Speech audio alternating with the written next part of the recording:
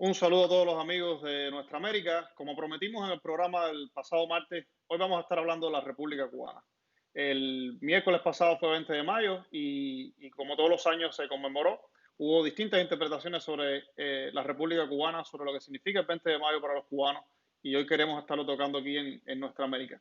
Me acompaña hoy Arturo López Levi. Luis está fuera del programa hoy, estaré con nosotros el próximo martes, pero creo que tendremos un programa bastante interesante. A ver, la República Cubana, en la actualidad en Cuba se le conoce con un montón de epítetos, con un montón de incluso descalificaciones. Se le llama pseudo-república, se le ha llamado república mediatizada, se le ha llamado neocolonia, se le ha llamado república burguesa, que creo que es lo más generoso que han dicho de la república, al llamarle república burguesa.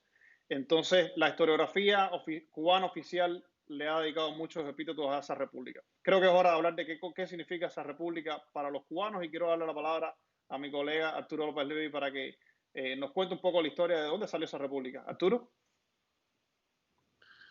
Buenas, Harold. A mí me parece que este tema que tú traes a colación y que habíamos pensado conversar, yo creo que no se entiende en la perspectiva de las relaciones internacionales sin entender de dónde salen las autoridades que le confieren a la Asamblea Constituyente, a la Convención Constituyente, que crea la Constitución de 1901.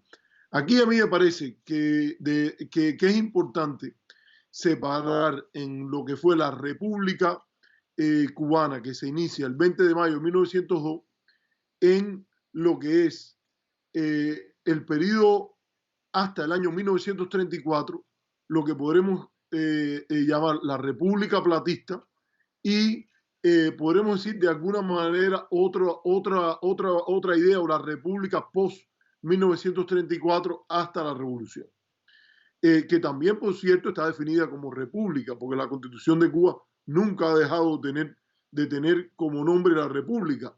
Y aunque uno no es exactamente lo que es, lo que dice ser, proclamar un paradigma tiene una influencia en lo que uno es. Así que hay que empezar por ahí. Lo que se proclamó en 1902 es una república. Ese fue el paradigma tomado. Una república que tiene una importante cercenación o corte en términos de soberanía, pero es importante empezar de que ese es el paradigma. También después tenemos que ese paradigma nunca se ha abandonado. Se han pensado diferentes maneras de entender la república, pero el ideal republicano que podemos pensar, déjame decir lo que yo considero fundamental en la república. Yo creo que, en primer lugar, el principio mayoritario. Se eligen los gobiernos a partir de elecciones decididas por mayoría de aquellos con derecho al voto. Una discusión grande es quiénes tienen derecho al voto. Si se piensa en la igualdad soberana, en principio de sufragio universal, toda la población adulta a partir de determinada edad tendría derecho al voto. Eso no va a pasar a partir de 1901 porque se imponen algunas restricciones a la manera que a los que pueden votar en términos de educación y esas cosas, y también porque las mujeres, sobre todo en los grandes excluidas, son las mujeres, que no se les permite votar en ese momento. Primero, principio mayoritario.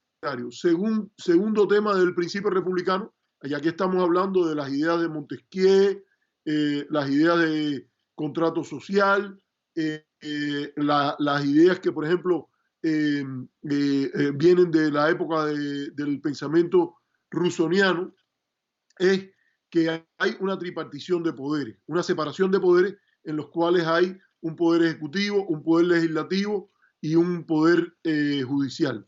Y la idea ahí que es importante decir es que ¿por qué se separan los poderes? Porque se tiene la idea de que hay posibilidad de abusos y lo mejor que puede hacer es que no todo esté concentrado.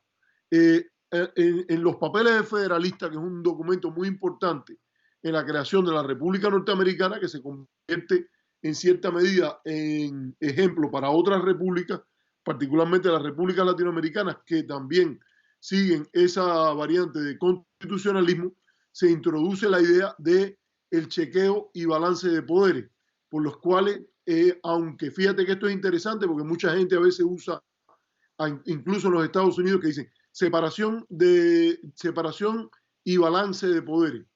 Y a veces la gente cree que es lo mismo. En realidad es lo contrario.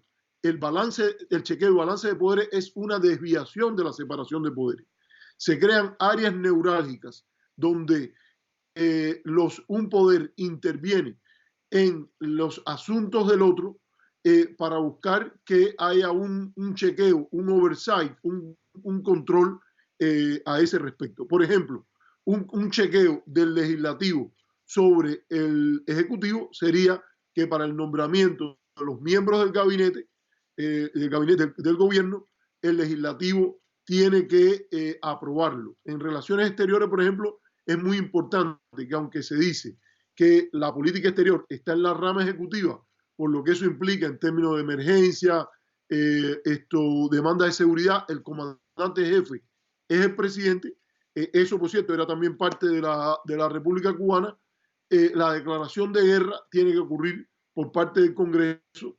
El nombramiento de embajadores, aunque el embajador representa al jefe de Estado, el nombramiento de embajadores pasa por una aprobación congresional.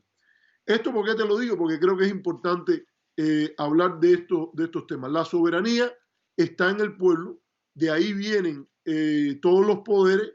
Hay elección separada en las repúblicas presidencialistas del presidente y el Congreso, y en aquellos regímenes parlamentarios que tiende a ser lo que yo tiendo a favorecer. A mí no me gusta la idea de la elección directa del jefe de gobierno, sino a través de el legislativo, y si quieres un día hablamos de eso, pero yo creo que es importante decir que esos rasgos están presentes y están presentes también en la Constitución del 1. Eso es lo que podríamos llamar de pensamiento republicano. Ya si vamos a hablar de la formación del Poder Judicial, hay también componentes importantes, como son la independencia de las Cortes, la independencia de los poderes judiciales, en el entendido de que la ley, hay una rama encargada de administrar la ley. Si el legislativo hace la ley y el ejecutivo la implementa, el judicial toma decisiones con respecto a la interpretación y la ejecución de las leyes. Yo creo que en el tema de Cuba, y aquí quizás te voy a pasar la bola para discutir eso y tú digas tu opinión, pero yo quiero introducir un tema que yo quisiera retomar la próxima vez cuando hable, y es el tema de que si todo parte de la idea de la soberanía nacional, entonces hay que pensar en la Constitución del 1 como una Constitución que viene con un gran corte, que es la imposición por parte de Estados Unidos a la Asamblea de la enmienda. Y ese es un proceso en el cual yo quisiera comentar la próxima vez que hable, pero bueno, quisiera saber de ti qué te parece lo que hemos conversado sobre, tú hablaste de los epítetos, de los adjetivos para describir la república, y yo no me he centrado en los adjetivos, me he centrado en el concepto de república, y creo que sí, se trata de una república. Yo la llamaría la primera, que es la que yo quiero referirme ahora, de 1902 a 1934, es, en mi opinión, una república, porque tiene todas las características fundamentales de una república, con defectos y virtudes. Y segundo, el adjetivo que yo le pondría es la república platista, porque para mí el hecho ese de la soberanía limitada por la enmienda Platt es el elemento que define las limitaciones del paradigma republicano en ese contexto. Exacto, Arturo. Tenemos un comentario en pantalla de Carlos Espinosa Betancur. Carlos dice que el 20 de mayo es una fecha injustamente ignorada y que Cuba es el único país del mundo que no celebra el día de su independencia, que es hora de reivindicar quizás la República Cubana. Yo creo que es hora de hablar de las luces y sombras de la República Cubana, no solo hacer apología de un periodo republicano que también tenía errores, pero tampoco estar negando las cosas que ganamos con esa república. Es decir, ciertamente, como yo mencionaba al inicio, la historiografía cubana oficial ha maltratado bastante el legado de la República. se ha hablado de gobiernos títeres, se ha hablado de corrupción política, se ha hablado de robo de fondos públicos, que son cosas que no son falsas, que son cosas que son ciertas, existía todo eso, pero también existían luces que no se han mencionado y creo que nos toca a nosotros mencionar, y Arturo está ya mencionando algunos, ¿no? Mi tutora, Alina López, que publica conmigo La Joven Cuba, recuerdo que ella escribió un artículo una vez donde señalaba que la historiografía cubana ha sido más generosa con el estalinismo que con su propia república. Entonces, realmente eso es algo que creo que nosotros tenemos que corregir. Fíjate, el periodo republicano para nosotros, o la idea de la república para nosotros es importante, que yo creo que es casi o igual de importante que la independencia de Cuba. Es decir, por la independencia de Cuba se lucharon dos guerras. Bueno, para defender la república hubo dos revoluciones en Cuba. Hubo una revolución en los años 30 y una revolución en los años 50. Entonces, se ha luchado tanto por la república como por la propia independencia de Cuba, con dos revoluciones que hubo. Un montón de gente dio su vida por eso también. Cuba, a diferencia de muchos otros países latinoamericanos, por ejemplo, no hubo un tirano en Cuba que durara una década en el poder en el periodo republicano. Es decir, eso también habla del civismo de esa época, de que existen valores cívicos en el pueblo cubano, que yo creo que son reservas de civismo que nosotros tenemos los cubanos y que habían en la época de la República en ese momento ahí. Entonces yo creo que tenemos que hablar de cuáles son esas luces y esas sombras del periodo republicano. Por ejemplo, entre las luces, yo quisiera señalar la Constitución del 40. Es la constitución más avanzada de su época. Eso lo dio la República, de la que se reniega tanto a veces. El civismo que tenemos los cubanos, es decir, incluso esa educación que a veces se elogia tanto, que incluso en la década de los 90 se perdió un poco de valores en Cuba, se habla de pérdida de valores y así. Muchos de esos valores venían de la República, no eran valores solo creados en revolución, como lo llama la historiografía cubana, eran valores de educación, de civismo que habían sido cultivados en la República también. Pero también habían sombras. Está el platismo del que va a hablar Arturo ahora pronto, estaba una dependencia económica con Estados Unidos, estaba esa corrupción, esa malversación de la que se hablaba ahí también, y todo eso existía en la República a la misma vez. A la hora de hablar de la República, no se puede hacer un video poniendo las tiendas de La Habana y enseñando lo buena que era la República en Cuba para contrastarlo con el periodo revolucionario actual. Eso es una manipulación. Y también es una manipulación hablar solamente de los latifundios y de la pobreza, porque había muchos logros también de los que los cubanos tenemos que estar muy orgullosos en el periodo republicano. Entonces, tenemos que poner ambas cosas en la balanza, ¿no? Pero ciertamente yo creo que es un periodo complejo del que hablar. Yo quiero escuchar a mi colega Arturo, y entonces cuando regrese quiero hablar un poco ya de lo que piensan los historiadores cubanos sobre esto. Arturo. Mira, yo quiero primero empezar por decir que hay una tendencia. Yo estoy muy esperanzador con la forma en que se oye bien, ¿no? Harold se oye bien, ¿no? Yo te digo que yo tengo una gran esperanza por la manera que los historiadores cubanos en este momento están haciendo un esfuerzo por entender mejor la República. Y cuando te hablo de los historiadores cubanos, te hablo de los que viven en la isla y de los que viven fuera. Y me parece que hay un peligro peor que nada más que te voy a esbozar aquí. Y es que lo que yo creo que hizo mal la revolución en su tiempo con la República, haya personas que ahora quieran hacer lo mismo con relación a la revolución. Te lo digo porque tú sabes que a veces te has sentido un poco incómodo porque yo juego con ese concepto de lo revolucionario, pero yo acepto que en la historia hay un espacio para la revolución, pero en general la revolución es el último recurso a tomar. En principio, lo moderado, lo evolucionista, lo de la reforma, tiende a ser menos costoso para las sociedades. Por lo cual, aunque yo a veces soy un poco duro con los revolucionarios, y te he hecho esa precisión para que no me des muy duro ahora cuando tú vengas en tu riposta. No, Arturo, es que los cubanos no tenemos mucha tendencia a la moderación tampoco, pero dale, sí. Me refiero a eso, porque yo uso una frase en relación a cierto comportamiento oposicionista hacia el gobierno que yo llamo la de los revolucionarios descontentos con la revolución. porque aunque ellos están descontentos con lo de la revolución, es su actitud y su forma de proceder reproduce los esquemas, no de lo que a veces la revolución está haciendo hoy, que en cierta medida está envuelta en un proceso de reformas, y que ese proceso de reforma ha sido precedido por un movimiento ideológico hacia la moderación, sino en que lo que hacen es tratar de repetir la manera revolucionaria con la cual la revolución afrontó la república. Quieren hacerle a la revolución lo que la revolución le hizo a la república. Para mí, ese es un problema de actitud que tiene problemas. En principio, la actitud debe ser moderada, balanceada, equiparar luces y equiparar sombras. Eso me parece aquí central. Entonces, yo creo que te digo, tú has mencionado los historiadores de ahora. Yo quiero poner un ejemplo, por ejemplo, que yo estoy siguiendo.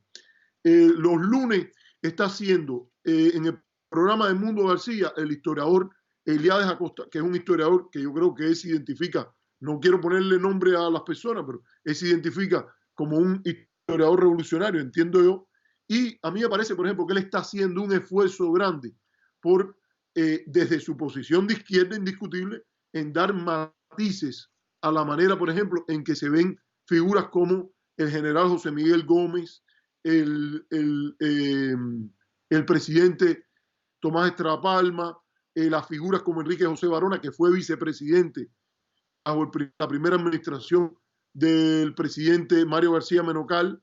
Hay un grupo importante de historiadores que de alguna u otra manera han estado vinculados a revistas de la iglesia, por ejemplo, la propia Espacio Laical, la revista Palabra Nueva. Yo no sé si llamarlo historiador, pero él es un erudito. Creo que él es más bien un lingüista, pero no estoy seguro de esto, o crítico literario.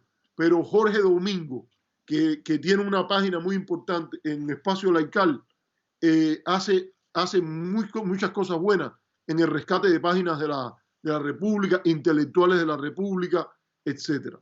La propia Ana Cairo, ahora Harold, no sé si viste que hay este sitio que se llama La Tiza Cubana, que yo estaba viendo en Facebook. No, corrígeme porque tú a lo mejor sabes más de esto. Creo que el historiador Fernando Rojas, que tengo entendido que es el hijo del viceministro de Cultura, que maneja ese sitio que se llama Tiza Cubana, ha puesto, por ejemplo, en relación a esto del 20 de mayo, 4 visiones que son de lo más interesante. Un discurso de Fidel Castro, muy crítico. Ese sí es muy crítico, diciendo que prácticamente de que la República, la revolución está iniciando un rumbo nuevo y que la República está llena de vicios, que los trabajadores no son respetados, ese tipo de cosas. Pero tiene, por ejemplo, una ponencia interesantísima de Fernando Martínez Heredia, y otra, por ejemplo, que es un historiador netamente radical del ala marxista, y, por ejemplo, un trabajo sobre la dimensión cultural del 20 de mayo de la profesora Ana Cairo Ballester. Entonces, ¿qué te quiero decir con esto? Para no hacer esto demasiado intelectual. Es que incluso en historiadores jóvenes, o no relativamente no necesariamente tan jóvenes, por ejemplo, Jorge Ibarra Guitar, en Relaciones Internacionales, tiene un trabajo buenísimo sobre el Tratado Anglo-Cubano de 1905, y hay un rescate de figuras de la diplomacia cubana. Un diplomático cubano que ha escrito bastante sobre temas de historia de Cuba, como el profesor Carlos Alzugaray, mi profesor, uno de mis profesores favoritos. Y yo he tenido unos cuantos profesores, porque he estudiado en Cuba, he estudiado en la Universidad de La Habana, he estudiado en el IRRI, he estudiado en la Universidad de Carleton en Canadá, he estudiado en la Universidad de Columbia y en la Universidad de Denver. O sea, eso unos cuantos, yo llevo bastante tiempo con profesores, y te diría que, por ejemplo, el profesor Alzugaray es uno de los grandes profesores. Y te digo que, por ejemplo, cuando uno ve las valoraciones que él ha hecho, comentarios que hemos intercambiado y todo, sobre figuras de la diplomacia cubana, como es el propio Cosme de la Torriente, o figuras con una vocación verdaderamente detestable, pero también otras cosas que son de notar, como Oreste Ferrara, él ha sido bastante cuidadoso con eso. Ya, fíjate que me estoy focalizando de nuevo en la República hasta el 34, pero eso lo podríamos extender después. Por ejemplo, la participación cubana en la Conferencia Panamericana de Montevideo de diciembre del 33, donde casi todos, no, todos los que estuvieron ahí después estuvieron contra la revolución de 59, pero que tuvieron una actitud muy independiente en esa época. O, por ejemplo, para hablar después de la doctrina Grau. La doctrina Grau que establece como intervención y que busca que el derecho internacional condene la intervención asociada a sanciones económicas, fíjate que es referente, por eso yo llamo, si tú quieres construir una oposición leal en Cuba, no solo tienes que leer a Martí, que hablábamos el otro día, tienes que leer la tradición patriótica cubana en la diplomacia cubana. Y una de las tradiciones patrióticas cubanas, si tú quieres reivindicar, vamos a tomar en serio lo de la agenda de la República, si vamos a reivindicar en serio la agenda de reivindicar, digamos, la diplomacia de la República, vamos también a cuando tengamos un opositor o un miembro del gobierno, decirle, esto es lo bueno que hizo la República y tú tienes que levantarte sobre esta meseta. Tú puedes ser más patriótico que esto, pero no menos patriótico. Y la doctrina Grau, por ejemplo, tiene una posición clara, que los países pequeños deben procurar con fuerza crear una coalición mundial y a nivel latinoamericano, interamericano primero, en la cual el uso de sanciones económicas, o en el caso de la conferencia de Montevideo, el uso del acto de no reconocimiento del Estado, no sea usado para interferir en los asuntos internos de los países pequeños. Se trata de una violación del derecho internacional y han hecho, eso se llamaba en la política exterior cubana la doctrina Grau. Tú no puedes venir, a mí me parece esto raro, que hay unas cuantas gente que quiere reivindicar la República y que si era independiente de la República y entonces llaman por ejemplo, a reivindicar a Don Cosme cuando la entrada de Cuba a la Liga de las Naciones, o a reivindicar a Grau por sus actitudes, pero entonces el contenido de lo que plantean, esas cosas, no lo van a tomar en serio. Ese es un tema que yo quiero dejar. Quería hablar de la enmienda Platt, pero bueno, hablé de estas cosas y en la otra, entonces ya hablo de la enmienda Platt.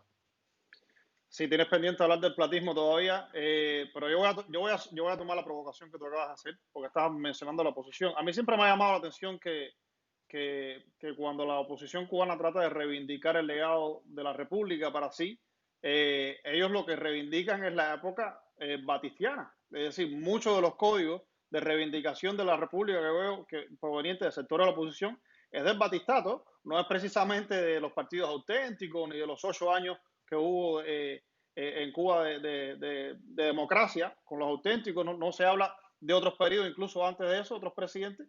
Se habla del batistato la mayor parte de las veces. Claro que tiene que ser el batistato porque un sector importante del exilio cubano se fundó sobre las bases del gobierno de Batista, entonces, o de la dictadura de Batista. Entonces, claro que eso es lo que se quiere apelar, pero yo considero, es decir, si uno es cubano, patriota, sí de verdad, comunista o no comunista, puedes tener la ideología que quieras. Yo creo que es importante separar la ideología del patriotismo, ¿no? Si uno es un cubano patriota de verdad, sea comunista o no, es decir, tenga la ideología que sea, estar reivindicando una dictadura como la de Batista, eso no tiene perdón. Es decir, eso no es compatible con las ideas de una república y menos una persona que le dio un golpe de Estado a un gobierno democrático. Entonces, eso es un problema grave que tiene la oposición, yo creo, a la hora de hablar de la República, y mucho de lo que vemos reivindicación de eso en las redes sociales tiene que ver con ese tema. Entonces, yo quiero regresar a cuando estaba hablando, porque hay pensadores y hay historiadores cubanos que sí hablan de esa preocupación a la hora de estudiar sobre la República. Y me viene a la mente ahora, por ejemplo, Eduardo Torres Cueva, Eduardo Torres Cueva es el presidente de la Academia de Historia de Cuba, ¿ya? Y tengo una frase acá de Torres Cueva que yo creo que es bueno que la audiencia vea. El profesor Torres Cueva, aquí tenemos en pantalla la frase, dice el profesor Torres Cueva que un extraño temor parece rodear y condicionar el acercamiento al problema republicano. Y es que la mayor parte de las fuentes históricas que contienen lo más revelador de esa época aún no se consultan. Incluso más que eso, al repasar los estudios más conocidos sobre ese periodo, se constata que la época que cubre del año 40 al 59 es casi totalmente desconocida. Es decir, de 40 a 59 parece que no se quiere estudiar y no se estudia. Bueno, yo le respondería a Torres Cuevas, si le tienen miedo a estudiar una parte de la República, más miedo le tienen a estudiar el periodo revolucionario. Es decir, pues aquí hoy estamos dedicando el programa a hablar de la República, pero cuando dedicamos el programa a estudiar la historiografía de la Revolución, pasaremos mucho más trabajo porque no se estudia casi nada y lo poco que se puede estudiar depende de un acceso a unas fuentes en el Instituto de Historia imagínate, para entrar al Instituto de Historia a investigar necesitas una carta del Comité Central. Te lo digo yo porque yo estaba haciendo un doctorado en pensamiento filosófico en Cuba, en la Universidad de Las Villas, y cuando pedí el acceso a las fuentes primarias en el Instituto de Historia, tuve que hacer gestiones para ver cómo yo conseguí una carta del Partido Comunista, porque si el Partido Comunista no te deja entrar, no puedes hacer una investigación histórica ahí. Entonces, eso es un problema a la hora de estudiar, a la hora de hacer investigaciones historiográficas en Cuba, y es que realmente hay un matiz ideológico también a la hora de tener acceso a las fuentes, ¿no? Entonces, eso es lo que dice Torres Cuevas, y Torres Cuevas es del Instituto de Historia, es decir, el presidente del Instituto de Historia, de la Academia de Historia de Cuba. Entonces, no es cualquier persona. Entonces, si eso dice él, yo creo que es importante separar, y lo que estaba haciendo ahorita Arturo, es importante separar los periodos históricos de la República, y creo que tenemos que mencionar eso también. Y históricamente, por lo menos en la escuela, lo que a mí me enseñaron es que la historiografía cubana se dividía en tres periodos: colonia, república y revolución en el poder, ¿ya? Esto es muy problemático dividirlo en estos tres periodos porque Cuba, que es revolución en el poder, sigue siendo una república porque la Constitución dice que es una república. Entonces, es ciertamente problemático estar simplificándolo en esos tres periodos. Yo creo que es muy saludable un artículo de Fernando Martínez Heredia que él publicó en la revista Temas en el número del 24-25, donde Fernando Martínez Heredia aclara que la etapa socialista también es una república y que la llamada revolución en el poder, cuando se la llamó revolución en el poder, eso le da un carácter interino a esa revolución en el poder. Es decir, no es que la revolución en el poder fuera el término permanente para utilizar, es decir, era una república, ¿ya? Fernando Martínez Heredia pertenece, y yo creo incluso que los muchachos de la TISA a los que se refería Arturo López Levy, porque los muchachos de la TISA trabajaban, varios de ellos trabajaban muy cercanos a Fernando Martínez Heredia, y creo que en parte son herederos del pensamiento de Fernando Martínez Heredia. Ellos pertenecen a una corriente de pensamiento, que es más abierta en la izquierda cubana, ¿ya? Es una corriente de pensamiento que legitima el carácter republicano del socialismo, y que, por ejemplo, la república burguesa la dividen en dos periodos. La dividen en dos etapas republicanas. La primera etapa es del año 1902-1933 y la segunda etapa es del 33 al 59. Es decir, son los dos periodos republicanos en los que ellos dividen eso. Y después entonces viene la República Socialista. Es decir, creo que eso es un concepto de periodizar la República Cubana que es mucho más avanzado que esa simplificación de colonia, república y revolución al poder, que al final no te explica nada, y con eso uno no puede entender nada de lo que tiene positivo y negativo la época republicana. Arturo, ¿nos quieres hablar del platismo? Mira, de nuevo, estamos introduciendo temas que están conectados unos con el otro, con el otro. Mira, a mí me parece que es importante cuando estamos hablando de esto que tú estás diciendo, eh, eh, entender que a mí me parece, por ejemplo, que la frase que tú pones ahí de Torres Cuevas es muy buena. El propio Torres Cuevas es un historiador que hace análisis bastante mesurados y yo diría con una visión ponderada de muchos de los temas que trata de pensamiento político cubano, y cuando se ha referido a temas de la República, yo creo que lo ha hecho, o de temas de la República platista o la República post-1934, yo creo que lo ha hecho con bastante tino. Él incluso, te digo, yo me lo encontré un tiempo atrás en un evento que estuvimos y me regaló su libro y fue una conversación que tuvimos súper cordial, en lo cual yo le hablé las cosas que había leído él ha escrito, la ha escrito y ha seleccionado mucho del mejor pensamiento cubano de la segunda mitad de la primera y la segunda mitad del siglo XIX y sus opiniones, por ejemplo, sobre Félix Varela a mí me parecen de primer nivel. ¿Qué quiero decirte aquí con esto? Yo creo que también hay que decir lo que ha pasado y la tendencia, porque la tendencia te indica hacia dónde estamos yendo. Y yo diría que hay un pensamiento, incluso de personas muy identificadas con el lado radical, que tú sabes que yo no es donde yo generalmente me ubico. Yo tiendo a atender una postura, te digo, entre las grandes corrientes ideológicas del mundo, yo tiendo a ser más cercano a la idea socialdemócrata. Incluso dentro del movimiento socialdemócrata estarían los socialistas y los socialdemócratas, y yo estaría más incluso cercano a lo que es la socialdemocracia. Y sin embargo te digo, yo creo que hay esas cosas que tú has apuntado, por ejemplo, ese movimiento que tú apuntas en los muchachos, tú le llamas los muchachos de la tiza, yo creo que son gente que ya tienen más de 30 años. En algún momento tenemos que empezar a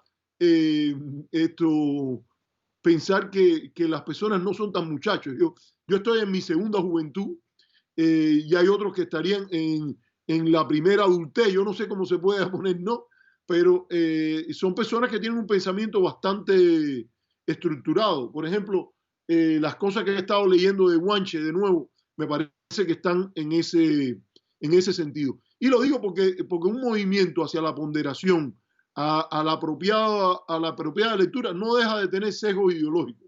Pero yo creo que es muy difícil hacer una ciencia social sin ningún sesgo. Pero por lo menos como propósito, el periodismo, la investigación social debe procurar reducir los sesgos a lo mínimo.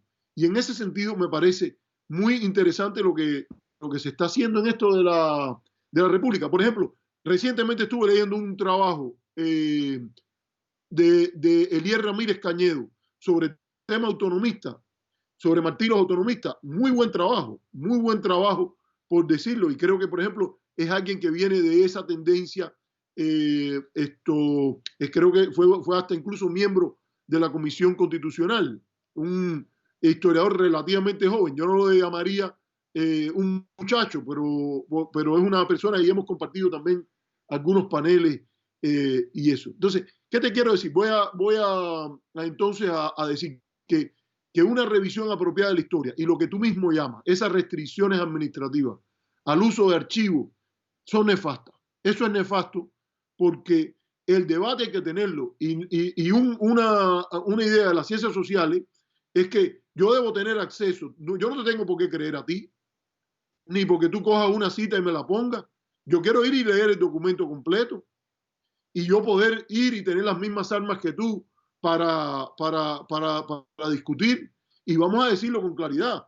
En anteriores periodos de la historia de Cuba, usted podía ir donde había en la fragua martiana a leer documentos de Martí. Eso no estaba limitado a solo aquellos que estaban de acuerdo con quien quiera fuera el que estaba frente a la fragua martiana. Entonces, lo lógico ahí es que toda persona, ¿no? Entiendo lo que con las limitaciones que tiene el acceso a un archivo nacional o a un instituto de historia, eso siempre ocurre, pero no debe haber ese filtro ideológico que tú has hablado ahí. Segundo, debe haber una ley que haya un récord, por ejemplo, de decisiones después de la revolución, que usted pueda ir y verlo y que haya un periodo de desclasificación. O sea, ahí ponme, estás haciendo, en la conversación conmigo, estamos hablando también de requerimientos republicanos, la transparencia en el gobierno para que una rama pueda manejar chequear el planteamiento de la otra y que haya una rendición de cuentas vertical, quiere decir al pueblo donde está en última instancia la soberanía, exige una relación de transparencia. Es cierto que el país ha vivido acosado, pero óyeme, que no tengas una ley de desclasificación de documentos y que en algún momento se pueda ya estar leyendo lo que se estaba discutiendo, por ejemplo, por el gobierno revolucionario a principios del 59, sin que por lo menos nadie incluso lo revise, Eso a mí me parece demasiado. No debería estar Arturo, ocurriendo. Sí. Arturo, pero tú pides una rendición de cuentas y pides un grupo de cosas que yo te invito, te voy a hacer una pregunta ahora. ¿Qué experiencia democrática tiene Cuba? ¿Qué tiempo ha tenido la historia de Cuba en la isla como una democracia de paz? Es decir, ¿qué experiencia democrática tenemos los cubanos en nuestra historia? Es decir, eso no tiene que ver con el legado de la República, no tiene que ver con la propia experiencia cívica política del país.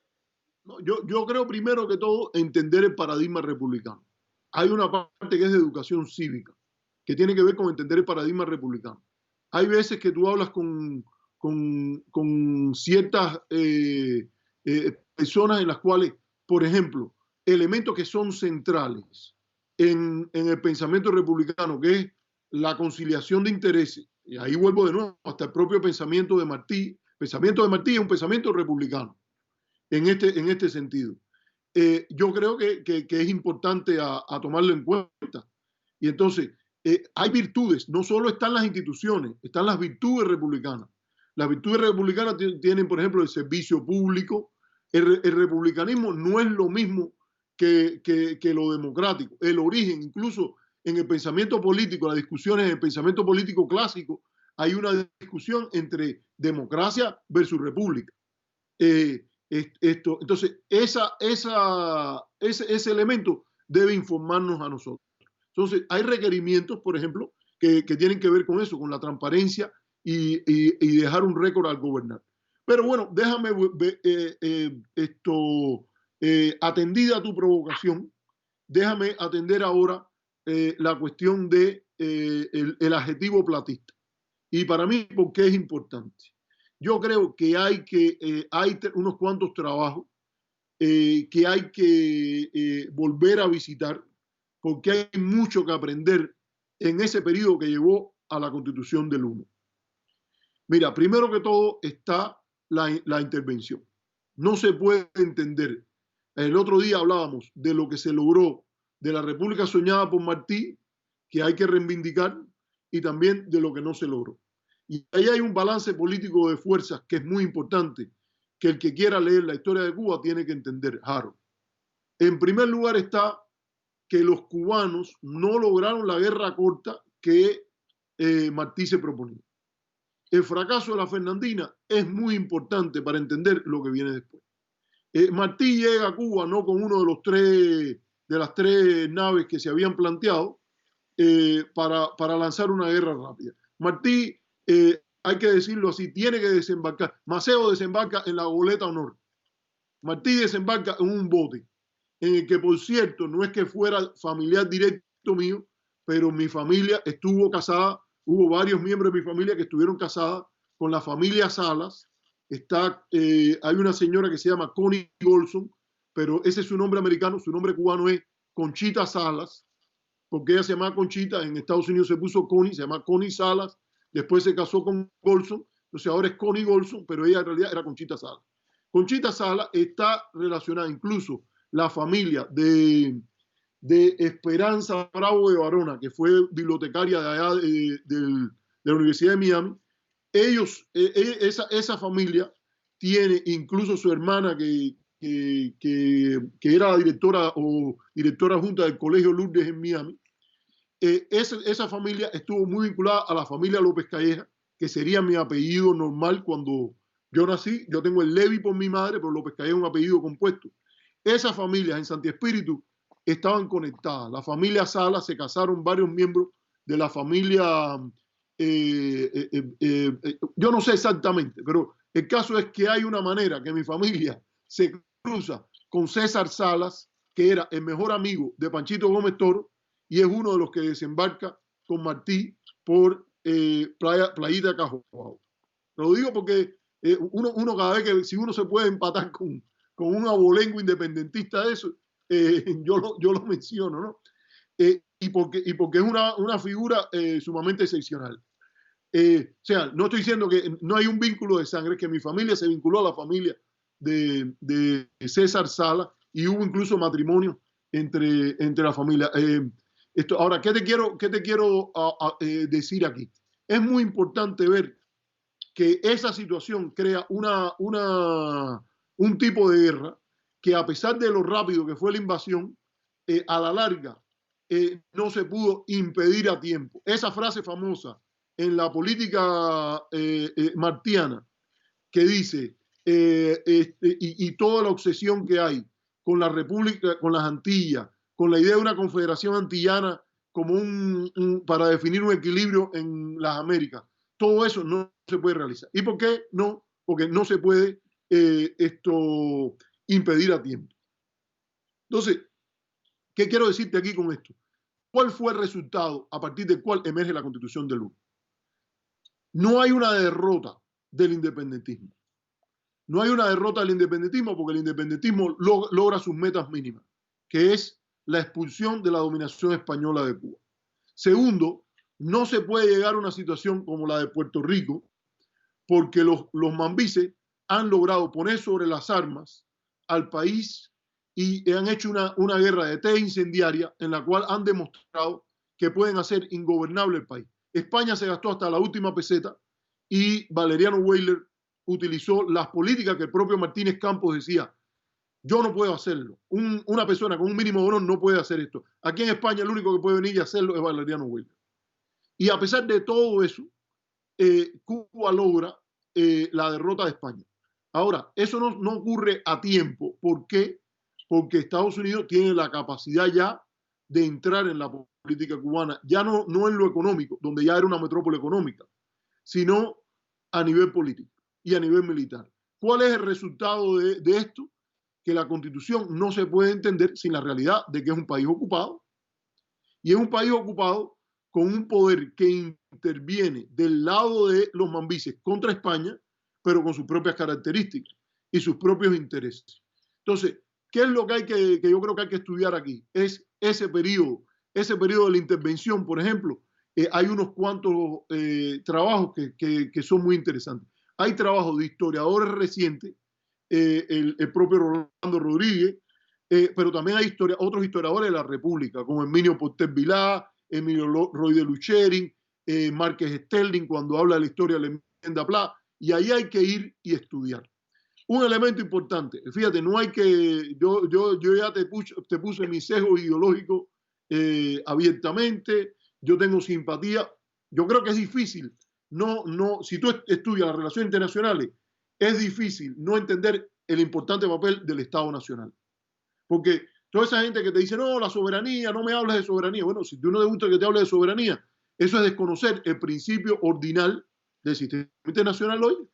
Yo no Pero sé Arturo, en qué en Cuba no se estudia casi eso. Es decir, los conceptos sobre Estado-Nación, sobre el nacionalismo, ese tipo de conceptos, eso lo vine a estudiar, a aprender yo aquí. Eso en Cuba no se habla.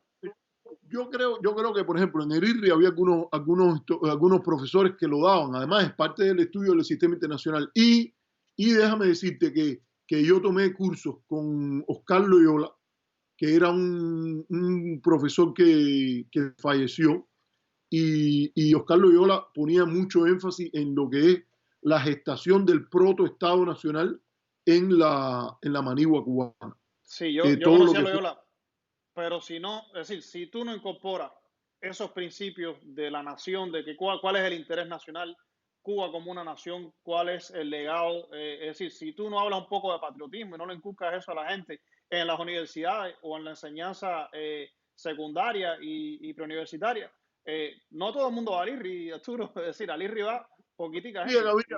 Yo te diría que había un problema que a mí me parece peor, y es el tema ese de confundir la ideología del Partido Comunista con el Estado. La idea del interés nacional es una cosa. Cuba se ha convertido, en virtud de tener un origen, el gobierno actual, revolucionario, en una causa revolucionaria con proyección internacional.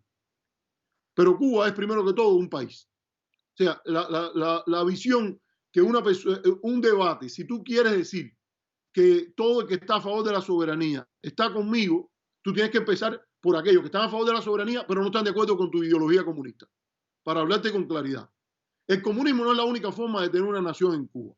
Esa idea teleológica de que nos hicimos socialistas porque es la única manera de ser independiente, eso a mí me parece es una construcción ideológica que ha habido grandes personas, incluido yo, que no soy gran persona, pero que estoy hablando, por ejemplo, Carlos Manuel de Céspedes, de García Menocal, un intelectualazo de la República, de la República Socialista, sin ser él socialista. En muchas de sus obras, él deja bien claro que Cuba estaba ahí antes del 1 de enero del 59, iba a estar allí como país independiente el día que el actual proceso político no sea el que domine las dinámicas históricas del país. Y Cuba es más que la idea de que es nación, partido, incluso líder. A mí me parece que eso no le hace incluso bien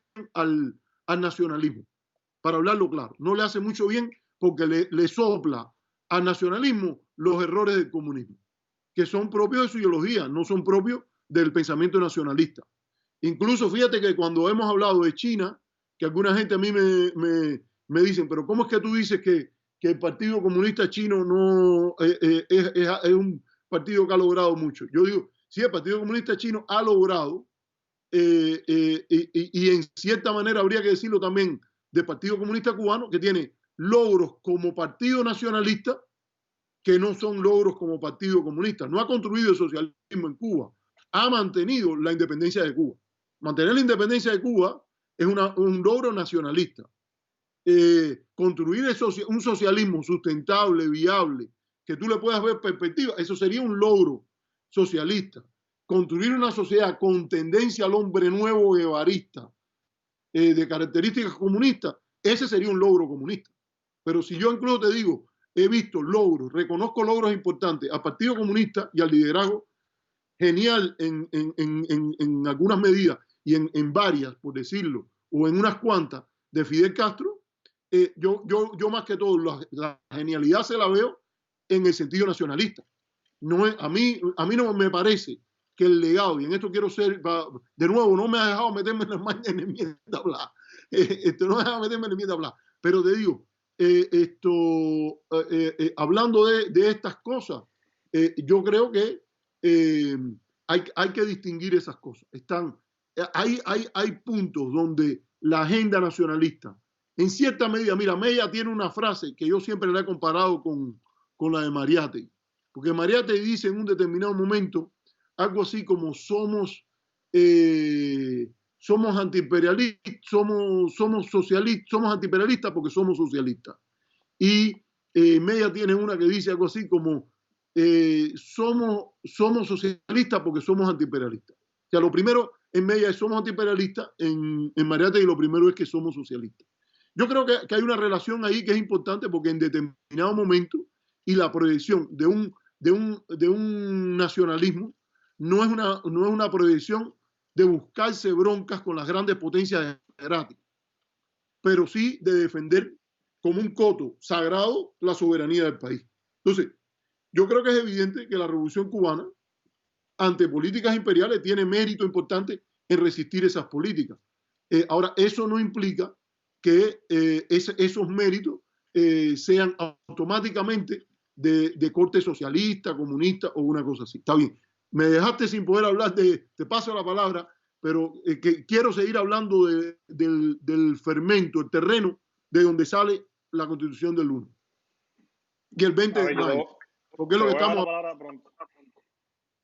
Te voy a dar la palabra pronto, no te preocupes. Yo creo que, es decir, tú me provocaste un poco con eso de los logros, qué son logros socialistas y qué son logros como nación. Yo sí creo que hay que separar ambas cosas.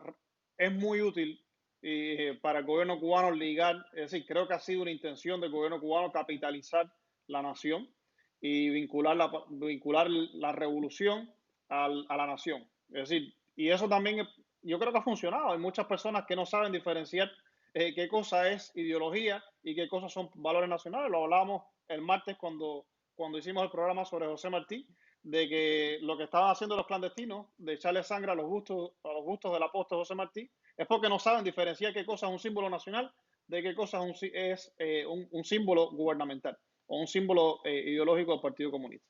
Entonces, con cierto éxito han logrado vincular una cosa con la otra, pero nosotros, si queremos ser serios, tenemos que separar las cosas y saber qué cosa es la nación y qué cosa es entonces un partido político en el poder determinado o un movimiento político determinado en el poder. Entonces, hay que tener bien claras esas cosas.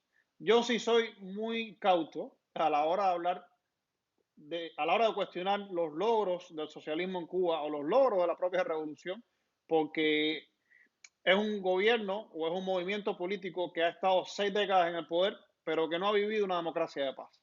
Entonces, yo sí soy muy cauto a la hora de decir lo que es y lo que no es, lo que ha hecho y lo que no ha hecho, porque si tú no le permites a un gobierno vivir en una democracia de paz, no le puedes pedir resultados de una democracia de paz a ese gobierno. ¿Qué tú crees, Arturo? Porque te veo con una cara. Bueno, yo lo que te quiero decir es que tú tienes razón. Yo creo que tú tienes razón. Esa frase de Carlos Rafael Rodríguez, a un país en guerra no se le puede pedir una democracia de paz, es absolutamente certera. Yo no te quito, yo sé y me gusta conversar con una persona como tú, que yo he visto en pleno Washington decirle a los alumnos en Georgetown, yo me considero una persona de idea socialista y que has dicho con toda la libertad que concede la academia en los Estados Unidos, tú has estado hablando ahí y has dicho eso, incluso has reivindicado tu condición o simpatía, preferencia, podríamos decirle de alguna manera, revolucionaria. Pero este diálogo que podemos tener, yo creo que a veces se hace difícil. Tú me preguntaste, porque a veces me quedo entre, como decíamos, en 3 y 2. La bola que me estás tirando no es que me confunde, porque yo entiendo, la situación es ambigua, porque ambiguo es la gran coalición que ha permitido ese logro extraordinario, que es que no se haya impuesto en Cuba una política imperial. La política de sanciones es una política imperial, la política de cambio de régimen es una política imperial, y yo creo que la coalición ha sido una coalición, aunque no se ha dicho así, y las personas nacionalistas, no comunistas, han tenido que tragar buches amargos, por decirlo de alguna manera. A mí no me parece, por ejemplo, que deban enterrar con grados de coronel a Blas Roca en el Cacahual, porque él es y te lo digo con todo tu respeto a tus ideas socialistas. A mí me parece que Blas Roca no es ni Fran País, ni tiene mérito para estar al lado de Maceo. Y si vamos a hablar de altar donde hay un terreno común, que es el altar de la defensa de la independencia, él no se merece estar ahí.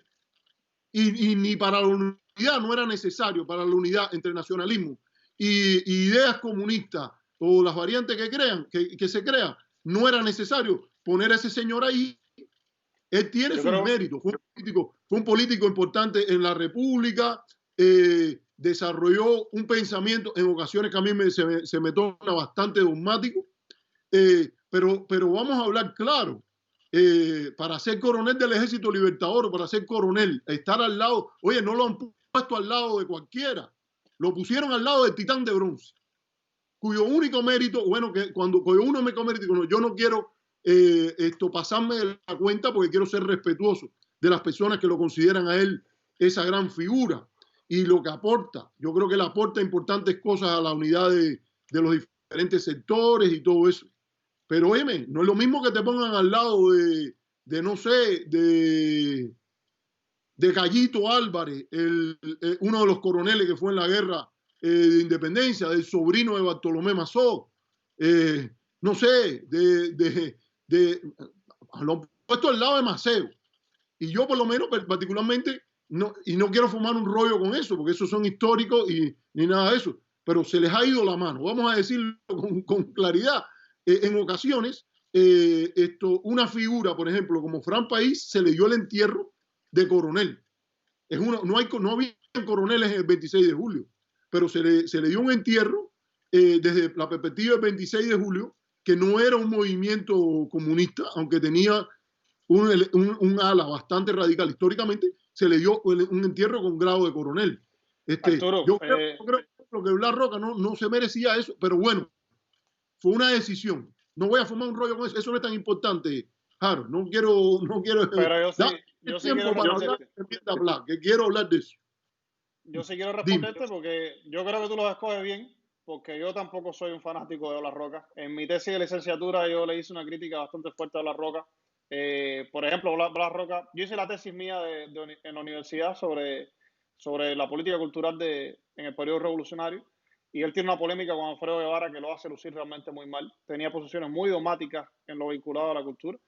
yo sí creo que mucho del reconocimiento, es decir, él merece un reconocimiento por las luchas, es decir, no, no solo al frente del Partido Socialista Popular, sino también en la representación que hacía de los obreros y los intereses de las clases trabajadoras en el país, y yo creo que eso hay que reconocerlo. Pero también creo que se le ha reconocido un poquito más de lo que va, porque era una persona también bastante dogmática y era una persona que también le ha reconocido, para hablar claro, porque cuando triunfa la revolución, él es la persona que dice que la primera figura es Fidel Castro y que él no le va a hacer competencia a Fidel Castro. Entonces, él hace que el Partido Socialista Popular dé un paso atrás. Y entonces, en agradecimiento también histórico, yo creo que ha habido mucha diferencia con él, por eso que él hizo en ese momento, en el año 59. Pero es una película, es una persona sobre la que hay que hablar todavía mucho más adelante. Es decir, yo tengo varias páginas sobre el pensamiento de La Roca en lo que se refiere a la cultura. Vamos a regresar a la República. Yo Sí. quisiera, sí, dime. Bueno, mira, Harold, quería primero decirte en el tema este que a pesar de todos esos méritos, que yo estoy de acuerdo que habría que reconocer ahí, él en su pedido no fue muy modesto. Cuando él pidió que lo enterraran en un ladito en el Cacahual, eh, por decirlo de alguna manera, modesto el gallo no fue. No quiero, además se me fue una frase incorrecta ahora en eso. Este líder no fue muy modesto al pedir donde él quería que lo enterrara. Ahí al ladito de el Titán de Bronce. Oye, al lado del Titán de Bronce hay que pensarla, hay que tener una perspectiva histórica. Gómez, yo pondría Martí, Gómez y Maceo, Martí en el tope del triángulo y Gómez y Maceo ahí se critica para que esté, para entender eso. Yo creo, por ejemplo, el otro día había que se hacía una referencia creo que era la proclama de Narcisa, de Gómez, y cuando hablaba de los autonomistas, creo que era una frase de Gómez, algo así, y Elías Ramírez Cañedo, en un intercambio que era en el muro de Harold Bertot, que es una persona que está haciendo también un trabajo ya ha estado en nuestro programa, que creo que está haciendo un trabajo muy bonito de reivindicación de documentos y todo eso. Y cuando al comentario a la frase de Gómez, Elier puso ese trabajo de Martí y los autonomistas, que yo creo que es un trabajo bastante bueno. Ahí a ese punto yo diría que hay que poner las cosas. Ahora, ¿qué te quería decir en el tema este de dónde sale la Constitución del 1? Primero te decía la ocupación. La ocupación es muy importante, porque cuando un país, un nacionalismo,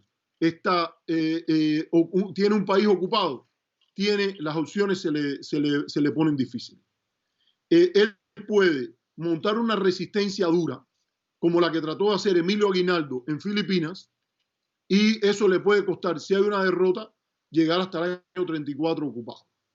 Del otro lado, ese nacionalismo puede trabajar por transar, buscar el mejor pacto posible, que no necesariamente siempre es el óptimo el que se encuentra, y a partir de ese limón hacer su propia limonada y empezar a construir un Estado con capacidad de política exterior, fuerzas armadas, administración, educación pública, moneda propia, que le permita zafarse del yugo que le deja la ocupación. Hay una realidad allí. Es un país, en eso, por ejemplo, Metternich, que fue el gran canciller austriaco del balance de poderes del siglo XIX, él dice que antes de la paz de Tilsit y después de la paz de Tilsit hay dos maneras que Austria puede luchar. Cuando hasta ese momento en que Austria en todo momento está tratando de resistir a Napoleón y traer a Rusia a ayudarla frente al bulldozer que es el Gran Corso. Entonces, como tú tienes al Gran Corso y la Gran Armée frente a Austria, él dice, si Rusia está aquí, ahora Rusia es rémora, Rusia está gobernada por diplomáticos mediocres y no ve el peligro de que Napoleón no se para. Y entonces entra tarde, derrotan a Austria por un lado, a Prusia por el otro y a Francia por el otro. Y entonces Austria ya tiene que lidiar con la realidad que está a la merced del Gran Corso. Y lo que hace Metternich es seguir tanteando a Rusia pero él trata de desarrollar bajo la alianza con Napoleón su propia política independiente. En cierta medida, Cuba tiene una... discúlpame la analogía, quizás fue una analogía un poco distinta porque Austria no es Cuba y todo eso, pero yo creo que gran parte de los constituyentistas del UNO tienen ese problema. Y tienen a veces al enemigo adentro. A mí me parece que Eliseo Guiberga, que hay una tendencia a reivindicar a los autonomistas y ha habido debates importantes en el cual, por ejemplo, Cintio Vitier en un debate con Rafael Rojas dice Cuba escogió su delegado y su delegado José Martí, no es Montoro, no es Guiberga, pero en el caso particularmente de Guiberga, está dentro de la convención y es un tipo que es difícil ¿cómo decirte?, de tantear bien. Hay otro convencionista que creo que se llama, que es apellido Quiles, no me acuerdo ahora el nombre de él, que también están metidos ahí, porque eso es parte de la dinámica que se da. Hay elementos que hay que tomar en cuenta también, Harold, que hay aquí. La elección municipal, por ejemplo, la elección municipal de 1900, y que todo esto de la construcción democrática, la promoción democrática, a mí me hace mucha referencia. No se puede decir, como alguna gente dice, las políticas de cambio de régimen de hoy son herederas directas o hay una línea que mira las migajitas de pan como en Pucacito van de un lado al otro. Pero hay elementos aquí que son muy importantes. Por ejemplo, la elección, cuando se trata de organizar la elección, le sale mal a Leonard Wood, el gobernador. Y hay diferencias que incluso Raúl Roa distingue entre el primer gobernador Brooke y el gobernador Wood. Hay discusiones importantes también dentro de los Estados Unidos. La constitución del 1, en cierta medida, gracias a los constituyentistas, a Sanguilí, a Juan Gualberto, que lo que dice Leonard Wood de Juan Gualberto es terrible. Le dice, ese es un negrito radical que lo que se pasa la vida es creando problemas, una cosa así. Sanguilí, el Marqués de Santa Lucía, Antonio Bravo Correoso, esos son constituyentistas. Juan Ríos Rivera, que es el secretario de Agricultura del gobierno interventor y que rompe con el gobierno interventor al ver el cambio y las posturas que tiene Wood con una simpatía por cierto anexionismo que no es el sentimiento dominante en Estados Unidos en el momento. Esa no es la postura de Roosevelt, que hay que también estudiar esa parte. Pero, por ejemplo, se hace la elección de 1900 y la ley electoral, fíjate, cada vez que a mí me vienen a hablar de democracia impuesta desde fuera o de república impuesta desde fuera, yo me recuerdo dos cosas. Primero, el trabajo de Martí, la República Española contra la Revolución Cubana, en la cual Martí deja bien claro allí las razones, bien argumentadas, por la cual una república impuesta en Cuba, un sistema republicano impuesta en una Cuba colonial subordinada, no es legítimo. Segundo, todas estas cosas que ocurren en esta época. La ley electoral, que es diseñada bajo la intervención, procura favorecer a un grupo que se llama, creo que era Unión Democrática, que son antiguos autonomistas con figuras de corte anexionista. Hay mucha simpatía, hay lobby anexionista, pero no llega a ser muy fuerte con José Ignacio Rodríguez en los Estados Unidos, que es un hombre muy bien conectado y con el cual Martí tuvo debates, pero también una buena relación.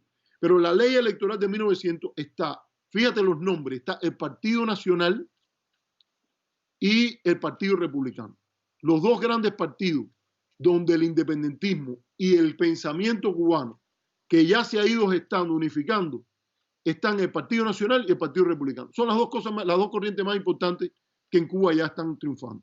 El independentismo, la parte nacionalista y la parte republicana. Que después hay un procesamiento de cooptación de las élites cubanas, todo eso, pero eso está ahí. La ley de 1900 que Wood promueve trata de favorecer a la Unión Democrática. Eso no le sale bien, porque en casi todo, ellos logran imponer, hay crónicas y todo eso sobre la alcaldía de Cienfuegos, por ejemplo, donde compran gente, tratan de importar desde fuera prácticas electorales que antes no existían en Cuba, pero que son prácticas electorales de fraude, corrupción y eso. A mí me parece, como mismo te digo, yo estoy siguiendo, por ejemplo, las buenas intervenciones de Eliades en el programa del mundo. Sin embargo, a mí me parece que, por ejemplo, cuando se habla de decir de que Estados Unidos trajo la botella, él mismo lo decía ahí, trajo la botella es una cosa de que singulariza un tipo de corrupción. La corrupción en Cuba en la época colonial, para ser honesto, yo creo que los cubanos deberíamos responsabilizarnos más en lo que fue la corrupción desarrollada por la colonia y el picarismo latinoamericano, cubano, que poner el énfasis en que los norteamericanos trajeron eso. Hay toda una historia, muchos historiadores que hacen el énfasis en la botella de la época de la segunda intervención y de Charles Magoon, pero a mí me parece lo primerito que deberíamos hacer es decir que aunque hubo un gobierno que llamó a la segunda intervención, los estándares, cuando uno ve las crónicas y todo eso, del gobierno de Estrada Palma, dicen que en temas de administración, de no nombrar personas con proyección corrupta, fue mejor que en el resto de la región. Ahora, te volví a lo anterior. Está esa elección municipal que los cubanos derrotan, porque al final se vuelven como las figuras más prominentes los héroes que el país reconocía, que eran mayormente los independentistas. Cuando se hace la constitución, la convención, lo llamado la constituyente, allí también las fuerzas favorables a la independencia predominan. Máximo Gómez es un maestro de la lucha contra la anexión y contra la idea de sacarle lo más posible a la discusión, al pugilateo político que se da allí. Quiero decirte una cosa, fíjate, Wood llega a la bajeza, porque no se puede decir de otra manera, llega a la bajeza de inventar unas declaraciones de Gómez en la cual él dice, primero, que Gómez tiene miedo que a los 6 meses, si dejan a los cubanos gobernarse, se vayan a estar matando unos a los otros. Y también inventa a la prensa norteamericana, que eso es parte de la idea de la promoción democrática, ver de qué manera se promueven los resultados que se quieren manipular, llegan a decir que Gómez apoya la enmienda Pla. Cuando Gómez sale enseguida y dice, óigame, nada de eso no tiene nada que ver con mi manera de proyectarme. ¿Qué quiero decirte con esto? Que toda esta idea de escoger los cubanos favoritos, de establecer, de que puedan servir a un sistema óptimo de dominación diseñado desde fuera, no es nuevo. No es nuevo. Y el que conoce la historia de Cuba, incluso si quiere ejercer su opinión en cuestionamiento, en oposición a la manera que el gobierno de Cuba maneja ciertas cosas, no puede ignorar esa historia.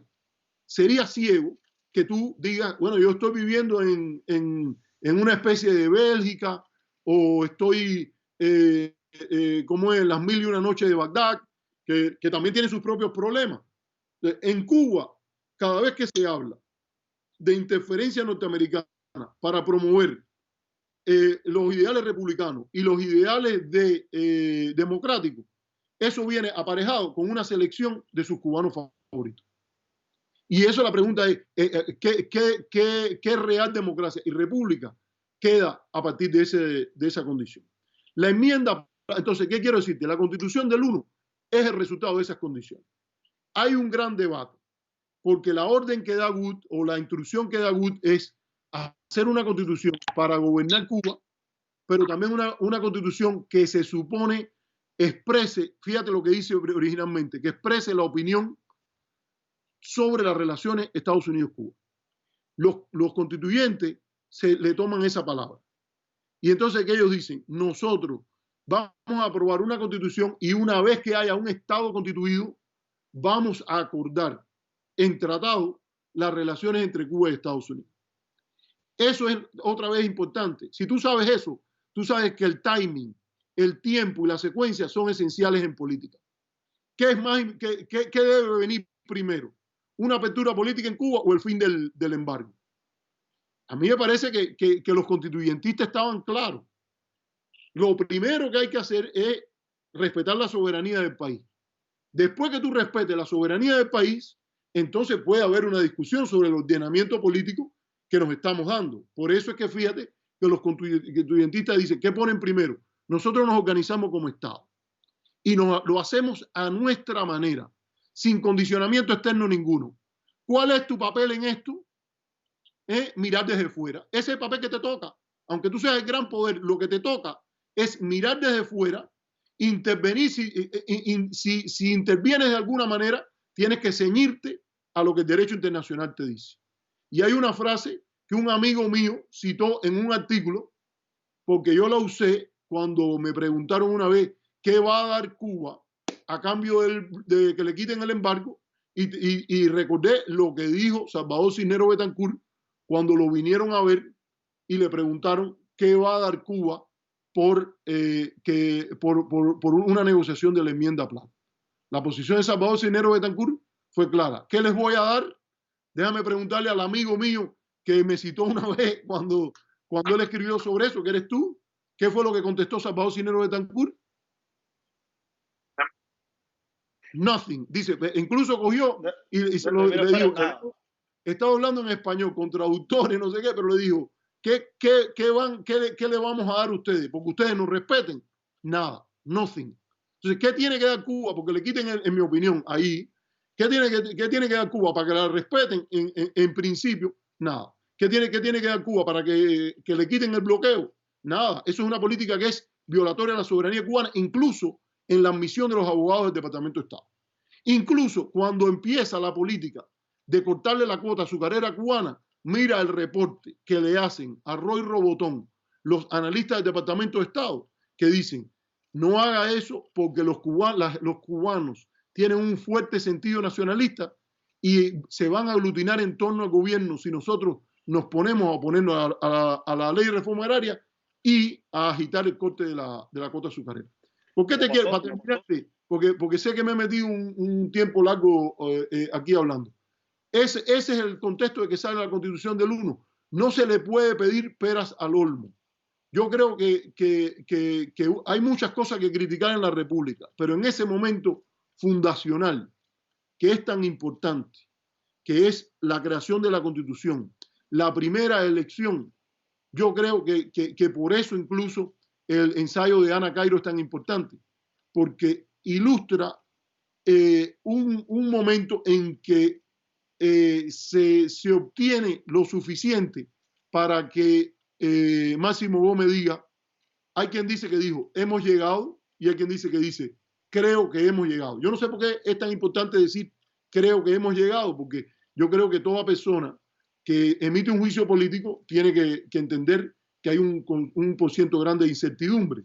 Tú crees cosas, tú no eres omnisciente y sabes todo, pero yo creo que como quiera que sea, implica que los próceres que lograron salir de la situación en que estaban, incluso con una aceptación a regañadientes, porque la enmienda, mira que se negoció, y también hay que reivindicar no solo a los más radicales. Juan Gualberto votó contra la enmienda en las dos votaciones. Sanguilí vota en contra y después vota a favor, porque tiene que tomar lo que le dejan, porque las alternativas son diferentes. Ferrara, por ejemplo, se opone en sus declaraciones, en todo. José Miguel Gómez también se opone. Son figuras complejas, y entonces, ¿qué te quiero decir con esto? Que la República en su formación, en el logro, fíjate, tú te has centrado más en lo que fue la República y me motivaste a hablar de ello, pero si algo yo dejaría en esta intervención larga que he hecho, es decir, yo juzgo muy positivamente lo que se logró ese 20 de mayo. Yo creo que lo que se logró ese 20 de mayo, dadas las condiciones que tenía el país, esa elite política salió bien. Y en algunas cosas, tuvieron claras unas cuantas ideas. Por ejemplo, la idea de la virtud doméstica. Tú quieres luchar contra la intervención y levantar un Estado, lo mejor de Cuba, incluso sin conocer el pensamiento de José Martí en toda su profundidad, entendió bien que había que ponerle dinero, presupuesto, a la instrucción pública. Entendió que en la misma medida en que se fuera virtuoso y se administrara bien, eso tiene valor. Y yo creo, por ejemplo, que a veces la noción de la adoración del radicalismo, no hace tanto énfasis en la importancia de hacer que las instituciones republicanas funcionen, la importancia de eso de ser culto para ser libre, de cualidades que son importantes a tener. Yo sé que me he extendido demasiado, hubiese querido ser más corto, pero bueno. Arturo, yo quiero hacer énfasis en una cosa que creo que no hemos hablado todavía y es el papel de los medios en esa época. Es decir, cómo Estados Unidos utilizaba la prensa para justificar, por ejemplo, el propio platismo, la propia existencia de la enmienda Platt. Cuando ellos están adelantando la enmienda Platt y tratando de presionar para la enmienda Platt, es decir, chantajeando no desocupar militarmente la isla hasta que no se aprobara la enmienda Platt, ellos querían también, ellos sabían que necesitaban ganarse la opinión pública de Estados Unidos y la opinión pública de los cubanos. Entonces empezaron una campaña de propaganda de los medios muy fuerte. Es la época de Hearst, es decir, imagínate, es la época de los grandes monopolios de la prensa todavía. Empezaron una campaña propagandística muy fuerte y esa campaña se basaba en dos ideas. Uno, los cubanos no tienen capacidad para terminar la guerra. Una guerra que ya se había acabado. Y dos, necesitamos ayudar por todo lo que ha pasado con la reconcentración y por todo lo que ha pasado en Cuba con España, así, por todos los métodos de eso con España. Ya. Cuando incluso antes de que se acabara la guerra, todavía cuando estaba teniendo lugar la guerra, ya ellos estaban introduciendo estas ideas.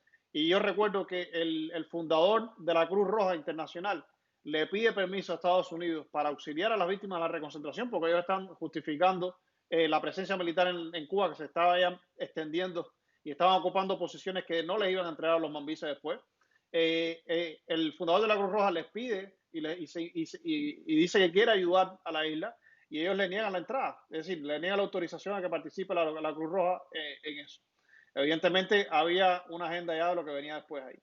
Entonces, ese es el legado del platismo. Yo creo que tú y yo hay cosas en las que no coincidimos, pero si en algo coincidimos es en la crítica profunda que le hacemos a las posiciones platistas en Cuba. Posiciones platistas que todavía hoy es muy común encontrarlas. Es decir, esa reivindicación a la República como como un eterno cabaret en el que todo el mundo vivía bien y en el que los cubanos tenían el primer país del mundo que tuvo televisión, de América que tuvo autos, que tuvo televisión, que tuvo, es decir, todas las grandes, los privilegios que tuvo Cuba también por estar cerca de Estados Unidos, de que, por ejemplo, en Cuba hay tantos autos antiguos y creo que los cubanos por lo general no saben por qué hay tantos autos antiguos en Cuba. No es solo porque Cuba quedara tan cerca ahí, porque no hayan autos que se puedan importar ahora en la actualidad de Cuba. Es que Cuba era el país donde Estados Unidos probaba todas las marcas. La Ford, la Chevrolet, todos ellos insertaban sus autos en Cuba, los probaban en el mercado cubano y si les funcionaba, entonces extendían las ventas a América Latina. Entonces, hay una relación especial con Estados Unidos a partir de ese surgimiento de esa nueva república, pero es una relación que nació con una subordinación. Tú has investigado mucho el tema de las relaciones asimétricas. Yo creo que hemos hablado en el programa antes cómo Cuba tiene que manejar el hecho de que de que existe cerca de una potencia mundial, es decir, de que existe al lado de un gran poder y de que hay oportunidades reales para Cuba de manejar esta relación asimétrica de formas más inteligentes de lo que se ha hecho hasta ahora. Yo creo que a menudo se hace de forma muy retórica, se infla demasiado retóricamente el discurso, hay también bravatas que son innecesarias en política exterior y hay actitudes también en política exterior que no ayudan al interés nacional. Entonces yo creo que hay que profundizar sobre esto, ¿no? Quiero también mencionar un libro, porque estamos haciendo programas sobre la República, y hay un libro del profesor santiaguero René Fidel. El profesor René Fidel, voy a irlo poniendo en pantalla para que lo vayan viendo. Él escribió su libro Ciudadanía, República y Revolución. ¿Ya? René Fidel González. Di el apellido, porque René Fidel puede René haber Fidel, varios. sí, lo estaba diciendo ahora. René Fidel González García, tienen el nombre completo en pantalla. Es profesor de la Universidad de Oriente. Lamentablemente la Universidad de Oriente tiene un conflicto laboral con él, ha tratado de separarlo por las posiciones cívicas que tiene este profesor. Es decir, realmente creo que es un tema que nosotros vamos a hacer otro programa después sobre eso, pero él escribe un libro muy valioso que yo lo conocí, por ejemplo, Arturo, porque Harold Bertot lo publicó en su muro de Facebook y me enteré del libro por Harold Bertot precisamente.